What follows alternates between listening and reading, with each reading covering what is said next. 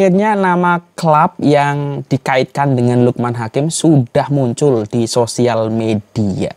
Dan kalau kita pikir, mengapa Lukman Hakim dari Eropa malah mau ke Division 3 Liga Jepun?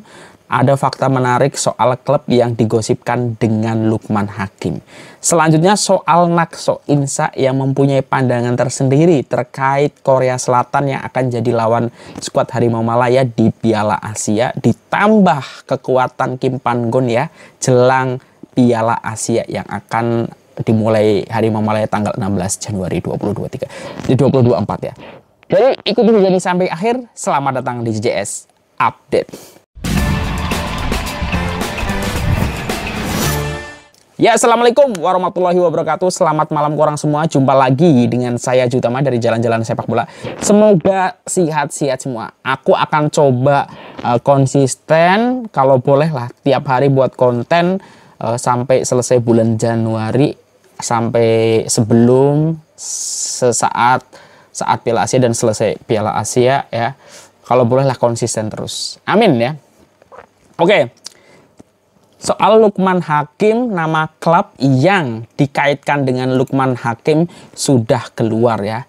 Klubnya ini namanya adalah Yokohama SCC. Nah, ini adalah klub Division 3 di Jepun. Nah, kenapa ya Lukman Hakim ini player muda yang ibaratnya rising starnya di Malaysia, calon player yang diorbitkan untuk menjadi pemain besar dan sudah beberapa tahun merumput di Belgia, ini malah ingin untuk bermain di Jepun. Dan Jepunnya itu bukan divisi 1, divisi 2, tapi divisi 3. Nah, yang pertama perlu korang pahami, kita tak boleh membandingkan Division 3 Jepun dengan divisi 3 ataupun 2 liga, misalnya Liga Malaysia ataupun sekitarnya ya, karena itu levelnya sangat berbeda. Dan kalau aku coba tengok ya, klub yang dikaitkan dengan Lukman Hakim ini ya, namanya adalah Yokohama SCC. Ini klub yang apa ya, sebenarnya prestasinya di musim lepas tidak terlalu baik ya, berada di papan tengah atau papan bawah musim lepas. Kalau aku coba tengok, Yokohama SCC ini musim lepas berada di posisi berapa ya? Aku tadi sudah sempat tengok berapa sih Yokohama SCC. Nah, berada di peringkat 12 ya.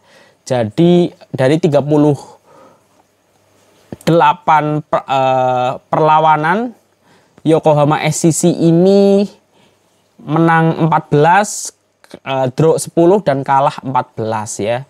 Lebih banyak kemasukan daripada memasukkan bola. Jadi 48 jaringan, 50 kemasukan jaringan. Nah, berada di peringkat 12 di papan tengah ya. Kalau dibilang klub mediocre di Division 3. Tapi ini bukan salah-salah. Di Division 3 J-League ini ada 20 klub ya. Dan Divisi 3 tapi perlawanannya 38 kali. Ini luar biasa sih, sangat kompetitif. Dan yang menarik ya, kenapa ini adalah ada pemain dari Yokohama yang masuk dalam jajaran top skor di J3 ini berhasil mendapatkan promosi ke klub J1 ya, itu Sonan Belmar ya. Player tersebut adalah namanya Sho Fukuda. Ini player masih muda, masih 22 tahun dan sudah direkrut oleh Sonan Belmer ya, klub dari J-League ya. Selepas menjadi top skornya di Yokohama SCC. Nah, ini kesempatan ya. Jadi J3 pun kalau performanya baik langsung bisa promosi ke J1 ya. Dan di sini memang banyak player muda. Kalau aku tengok banyak yang jebolan dari under 17, under 21 itu juga banyak berkeliaran di J3. Jadi ini kesempatan yang baik ya kalau misalnya memang Lukman Hakim boleh ada kesempatan pindah ke klub Yokohama SCC. Dan yang paling penting sebenarnya kalau misalnya memang akan pindah atau dipinjamkan atau kemana ke J3 ini harus ada klausul menit bermain ya, agar Lukman Hakim boleh mendapatkan banyak menit bermain. Dan itu penting ya untuk seorang player, harus seperti itu. Apalagi ibaratnya Lukman Hakim dari Eropa ke J3 ataupun ke Jepun, harusnya sih ada klausul agar Lukman Hakim lebih sering mendapatkan menit bermain seperti itu untuk terus bisa mengembangkan kemampuan. Dan kalau aku tengok juga ya, stadium yang dimiliki oleh klub J3 ini punya Yokohama SCC ini bukan sembarangan ya, kapasitinya 15.000 ya. 15.000 ini cukup banyak ya untuk level di Jepun atau bahkan di Inggris pun untuk divisi 3 misalnya kapasitas 15.000 ya oke lah. 15.000 dengan model modern ya, jadi tanpa lintasan atletik ya. Dan aku sudah tengok beberapa foto-fotonya, sangat oke ya, stadiumnya untuk ukuran kasta ketiga di Jepun. Jadi nggak boleh dibayangkan, kalau kita dengar sekilas ya, Division 3 di Jepun itu seolah-olah kayak kualitasnya jauh banget. Ternyata ya tidak ya, karena tadi misalnya pemain yang baik, performanya sangat oke, bisa langsung promosi ke J1 ya, tanpa harus ke J2 dulu. Walaupun ada misalnya kayak yang top scorernya di J3 itu sekarang pindah di klub J2 ya, jadi ada yang macam itu. Tapi juga ada yang misalnya performanya mungkin sangat oke dan masih muda usia, bisa langsung dapat penawaran dari klub J1. Nah itu menarik. Nah semoga ini ada klausul dan ada kesempatan menit bermain yang lebih banyak, misalnya memang Lukman Hakim mau join dengan klub J3 ya, seperti itu. Karena memang berat ya, di Jepun itu persaingannya lebih berat daripada bermain di Korea. Ini kalau aku tengok ulasan-ulasan di media sukan entah di Indonesia ataupun Malaysia terkait ketatnya kompetisi di Liga Jepun. Seperti itu ya, semoga yang terbaik untuk Lukman Hakim dan kita tunggu nanti kebenarannya seperti apa. Nah selanjutnya ini soal Nakso Insa ya. Kita tahu Nakso Insa ini dipanggil di skuad kebangsaan Malaysia untuk berlaga di Piala Asia. Sempat ada komen-komen negatif ya, walaupun Nakso Insa tak menanggapi hal-hal macam itu. Dan kalau aku baca di makanbola.com ya, Nakso Insa punya kacamata tersendiri khususnya terkait negara yang akan dilawan di Malaysia, lawan Malaysia nanti di Piala Asia, yang paling superior yaitu adalah Korea Selatan.